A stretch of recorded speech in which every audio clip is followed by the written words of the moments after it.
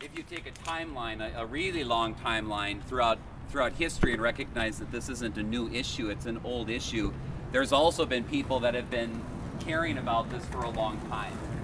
And when you take that timeline and you recognize where Joy and myself, my wife is Joy, and our daughter Annika, in our trip to Africa, that was in 2017. We are Johnny come lately, and we've cared about this issue, but we haven't known that much about it. It's been an awareness issue with us. And so we even just wanted to make very clear, we are not the first ones with this idea. We know that. And it's been so good for us to see that through that timeline, there's been people that have been just blood, sweat, and tears all the way back. And we want to say thank you so much to some of those partners. Some timely partners that we have are in the offices on the 5th floor up there. Joe Buscaino's office up there. He's the one that made the park available for us today. He and his staff, Ryan and Jacob, and Janine. We're just really grateful for them saying, please welcome to this park. There's a good use for it. And along the way, they said, you need to connect with Nuni Martinez. She's the only woman on the LA City Council, District 6 up in the Valley. And this is one of her signature issues. And her right-hand gal, Alexis, in the office just said, we want to connect with you. We've learned a lot through these years, and we want to resource you in this. So we've got a plan to meet with them as well. So just really grateful for our political leaders in this city. Wanted to ask Stephanie to come on up. Stephanie, you're going to share a little bit too. Our friend Stephanie Mittu. And I'm so thankful for some just local guests that are here. Pastor Justice runs our San Pedro Pastors Fellowship. Thank you for supporting this, Pastor Justice. Pastor Howard back there is one of the longest serving pastors in San Pedro at Bethany Foursquare.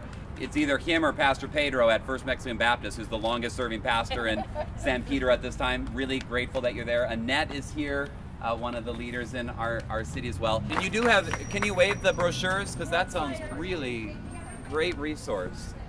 Thank you again, and thank you to the whole board and friends that came with you guys. One thing I noticed in our church is we all have a common prayer for a movement. God, we want to see a movement. We want to see a movement. Then I realized that none of us want to move.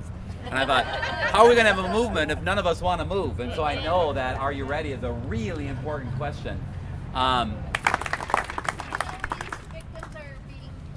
Where are these victims being placed is the biggest question of all, because there's how many beds in LA?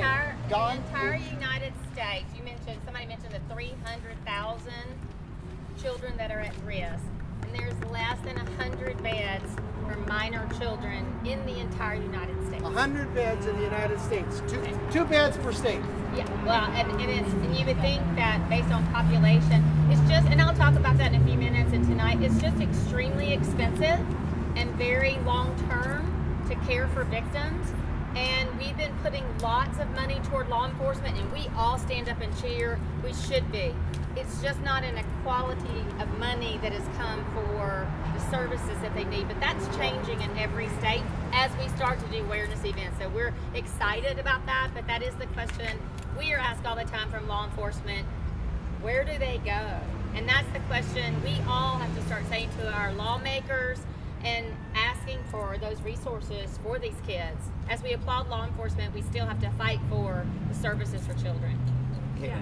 Oh, I was just going to say too, even if we have official bed placement and build more facilities, when a law enforcement agency picks up a girl, sometimes that takes a process before they can be admitted. And so some churches will be trained to be emergency shelters where you actually take them in for just a day or two until they can actually find that permanent placement. And so, for example, we've worked with like Saddleback. There's people in Saddleback that they have trained individuals. We don't recommend you do this without training, but that's another way of law enforcement, local service providers, and the church working in tandem is addressing that issue. I'll just say, for minor children, you have to be licensed. Yeah, like I said, training. Yeah, well, it's not even just, there's a training, but for minor children, even in the churches, there's a state licensing process that has to happen, and that's another reason we can't all just go, oh my gosh, I got an extra bedroom, I'll take it again. They call that kidnapping in the state of California.